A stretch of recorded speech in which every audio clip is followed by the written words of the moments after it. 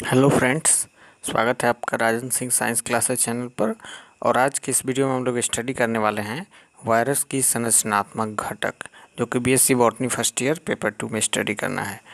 पिछले वीडियोज़ के अंतर्गत हम लोग वायरस या विषाणु का जो है संपूर्ण इंट्रोडक्शन एंड जनरल कैरेक्टर्स जाने थे और इसके प्रकृति को भी जान लिए थे, नेचर ऑफ वायरस की प्रकृति को।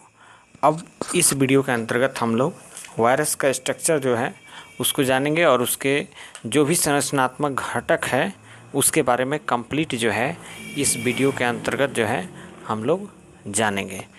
तो आइए हम लोग वायरस का संरचना देखें और उसके जितने सारे घटक होते हैं उसको हम लोग देखेंगे, ठीक है।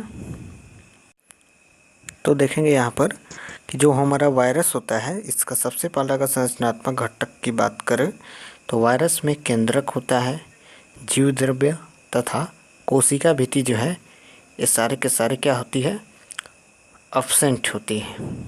मतलब इसमें वायरस में ना केंद्रक होता है, ना जीव द्रव्य होता है, ना ही उसमें कोशिका भित्ति होती है, ये सारे अब्सेंट होती। इसमें जो है एक न्यूक्लिक अम्ल कोर पाया जाता है। जो वायरस होता है इसमें क्या पाया जाता है, तो न्यूक्लिक अम्ल कोर पाया जाता है, जो एक विशेष प्रकार की प्रोटीन आवरण कैप्सिड के द्वारा घिरा होता है। जो कि एक विशेष प्रकार का प्रोटीन आवरण होता है कैप्सिड, उसके द्वारा जो है घिरा होता है। अतः विरियन जो होता है वह न्यूक्लियो प्रोटीन का बना होता है। जो विरियन होता है वो क्या चीज़ का बना होता है, न्यूक्लियो प्रोटीन का बना होता है। आगे देखेंगे तो इसमें बताया है कि कैप्सिड जो होता है वह अनेक प्रोटीन इकाइयों से मिलकर बना होता है। जो हमारा कैप्सिड होता है वो क्या होता है, अनेक प्रोटीन इकाइयों से मिलकर बना होता है, जिन्हें जो है कैप्सोमियर्स कहते हैं। प्रत्येक कैप्सोमियर एक समरूपी प्रोटीन 5 से 6 प्रोटीन उप इकाइयों प्रोटोमियर्स या मोनोमियर्स का बना होता है। आगे जो इसका बताया है कि वायरस जो हमारा होता है इसमें केवल एक प्रकार का न्यूक्लिक अम्ल आरएनए या डीएनए पाया जाता है। जो हमारा वायरस होता है इसमें केवल एक प्रकार का न्यूक्लिक अम्ल, या तो आरएनए पाया जाएगा या तो डीएनए पाया जाएगा। बहुत महत्वपूर्ण बात यहाँ पर बताया है। आगे जो बात बताया है वो भी काफ़ी महत्वपूर्ण है कि जंतु वायरसों में जीवाणुभोजी में डीएनए पाया जाता है। जितने सारे जंतु वायरस हैं एवं जो जीवाणुभोजी हैं, बैक्टीरियोफाज हैं, उनमें डीएनए पाया जाता है। परंतु कुछ जंतु वायरसों as for example influenza virus में आरएनए पाया जाता है। इन्फ्लुएंजा वायरस में क्या पाया जाता है, आरएनए पाया जाता है।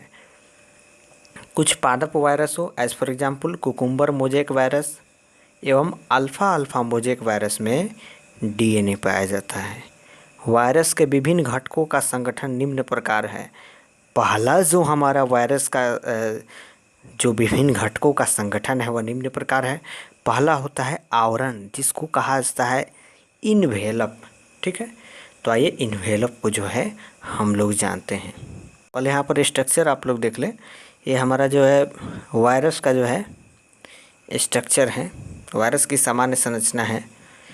और इसके सबसे बाहर जो होता है वह आवरण होता है, एंड अंदर का जो ए वाला लेयर है इसको कैप्सिड कहते हैं। और कैप्सिड के जस्ट अंदर जो होता है क्या होता है, nucleic acid containing core.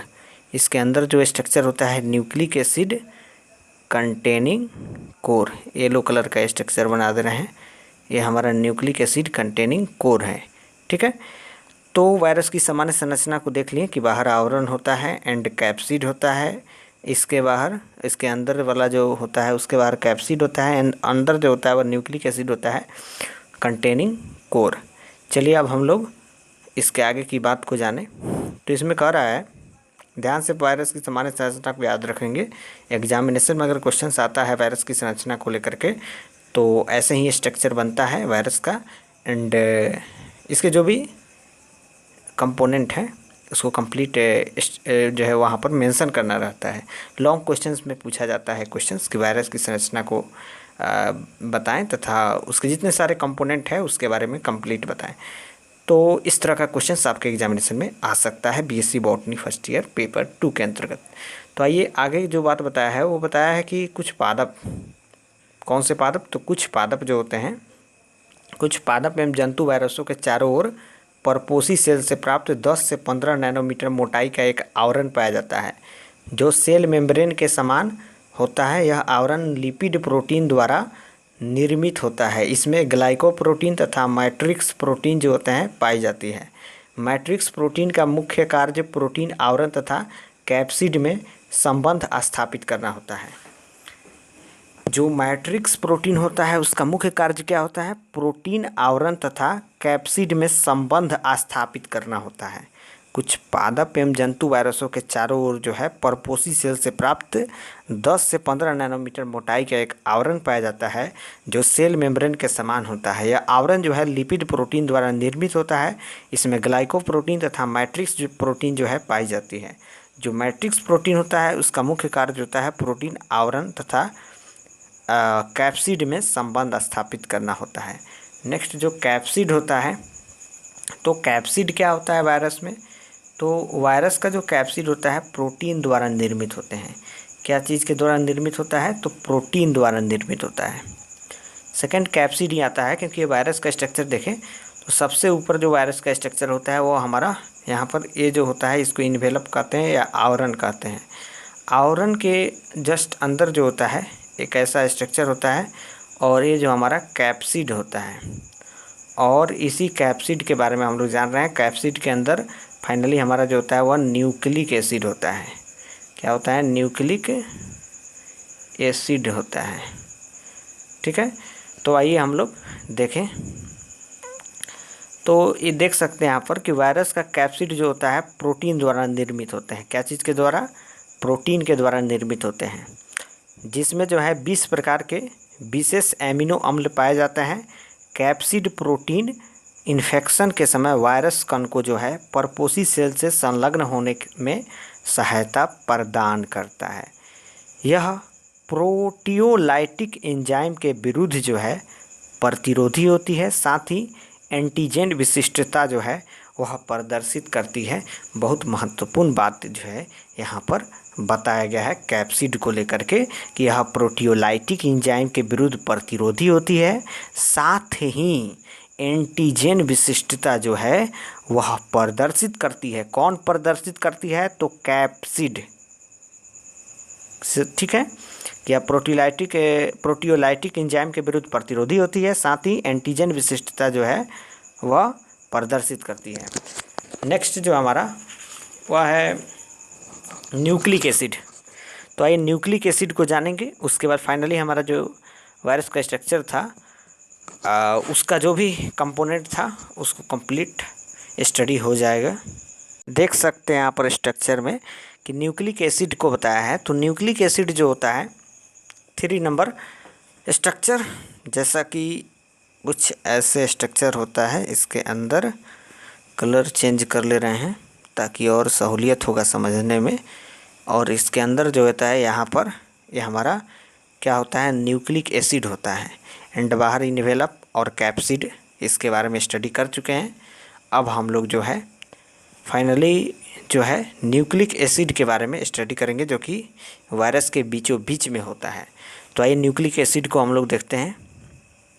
Nucleic acid को आइए देखा जाए तो जो न्यूक्लिक एसिड होता है हमारा वो क्या होता है? न्यूक्लिक एसिड जो होता है हमारा वह हमारा न्यूक्लिक एसिड वायरस में एक रज्जु या द्विरज्जु जो है आरएनए या डीएनए जो है न्यूक्लिक अम्ल के रूप में पाए जाते हैं। प्राणी वायरस, जितने सारे प्राणी वायरस हैं उसमें आरएनए प्रेजेंट होता है। वायरस जो होते हैं अगुणित होते हैं। अगुणित कहने का मतलब है कि यह अगुणित होते हैं। ठीक है, वायरस जो होते हैं अगुणित होते हैं। यहाँ पर ये बताया है कि वायरस जो होते हैं उसमें एक रज्जु या द्विरज्जु आरएनए या डीएनए न्यूक्लिक अम्ल के रूप में पाए जाते हैं। प्राणी वायरस जो होते हैं उसमें आरएनए प्रेजेंट होता है। वायरस अगुणित होते हैं, अर्थात इनमें जो है न्यूक्लिक एसिड की एक कॉपी मिलती है। किसकी कॉपी मिलती है? तो न्यूक्लिक एसिड की एक कॉपी मिलती है। वायरसों में डीएनए एवं आरएनए एक या 2 रज्जुकों का बना होता है या रैखिक वर्तुलाकार सर्कुलर होता है। स्ट्रैंड्स की संख्या के आधार पर वायरसों को जो है 4 प्रकार के न्यूक्लिक एसिड जो है आधार पर वायरसों में 4 प्रकार के न्यूक्लिक एसिड जो है पाए जाते हैं। अगर स्ट्रैंड्स देखें तो स्ट्रैंड्स की संख्या के आधार पर जो है वायरसों में 4 प्रकार के न्यूक्लिक एसिड पाए जाते हैं। पहला जो है वह है कि सिंगल स्ट्रैंडेड डीएनए, एसएसडीएनए जिसको कहा जाता है शॉर्टकट में। फर्स्ट है सिंगल स्ट्रैंड डीएनए, एसएसडीएनए। यह रैखिक संरचना होती है। कैसी संरचना होती है? रैखिक। ठीक है। एज फॉर एग्जाम्पल आईएमपी है, इम्पोर्टेंट है, 5x174 मतलब 174, 5x174 इसकी रैखिक संरचना होती है सिंगल स्ट्रैंड डीएनए का। एज पर एग्जाम्पल 5x174, जो कि इसको याद रखना है, काफ़ी इम्पोर्टेंट है। नेक्स्ट जो है वह है डबल स्ट्रैंड डीएनए मतलब डीएसडीएनए। तो जो डीएसडीएनए होता है अनेक जंतु वायरसों एवं जीवाणुभोजियों, जो भी जंतु वायरस एवं जीवाणुभोजी हैं उसमें पाया जाता है। यह कौन? तो डबल स्ट्रैंडेड डीएनए, डीएसडीएनए। यह रैखिक होता है। एज फॉर एग्जाम्पल वैक्सीनिया हो गया, वैक्सीनिया वायरस हो गया, वलयकार हो गया, कालीफेज पेपोवा वायरस। कौन वायरस? तो वलयकार होता है कालीफेज पेपोवा वायरस, और वैक्सीनिया वायरस हो गए। इस सारे वैक्सीनिया वायरस रैखिक होता है और वलयाकार होता है कालीफेज पेपोवा वायरस, जो कि डबल स्ट्रैंड डीएनए को लेकर के बताया है कि अनेक जंतु वायरसों में जो है डीएसडीएनए मतलब डबल स्ट्रैंड डीएनए जो होते हैं अनेक जंतु वायरसों में एवं जीवाणुभोजियों में पाया जाता है, रैखिक होता है। As for example vaccinia virus हो गया, वलयाकार कालीफेज पेपोवा वायरस हो गया। देखेंगे तीसरा नंबर है सिंगल स्ट्रैंड आरएनए मतलब एसएसआरएनए। अनेक विषम फलीय पादप वायरसों एवं कुछ जंतु वायरसों में पाया जाता है। क्या? तो सिंगल स्ट्रैंड आरएनए मतलब एसएसआरएनए जो होता है अनेक विषम फलीय पादप वायरसों एवं कुछ जंतु वायरसों में पाया जाता है। एज फॉर एग्जाम्पल एसियन फ्लूनोसा वायरस आरएनए 2 खंडों में डिवाइड। नेक्स्ट 4 नंबर जो है हमारा वह है डबल स्ट्रैंड आरएनए, जिसको डीएसआरएनए बोला जाता है। इस प्रकार का जो न्यूक्लिक एसिड होता है जंतु वायरसों as for example Rio virus, retro virus and कुछ पादप वायरस एज फॉर एग्जाम्पल घाव अभुद्र वायरस, चावल का बौना वायरस, ये सारे के सारे होते हैं कौन? तो डबल स्ट्रैंड आरएनए या डीएसआरएनए इसको बोला जाता है। इस प्रकार का न्यूक्लिक एसिड जंतु वायरस हो as for example Rio virus, retro virus and कुछ पादप वायरस एज फॉर एग्जाम्पल घाव अभुद्र वायरस, चावल का बौना वायरस, वहाँ जो है ये एग्जाम्पल होते हैं। तो फाइनली इस वीडियो के अंतर्गत जो है हम लोग जो भी हमारा वायरस था, वायरस का संरचनात्मक घटक था, वायरस की सामान्य संरचना क्या थी, इसको कंप्लीट स्टडी हम लोग कर लिए हैं।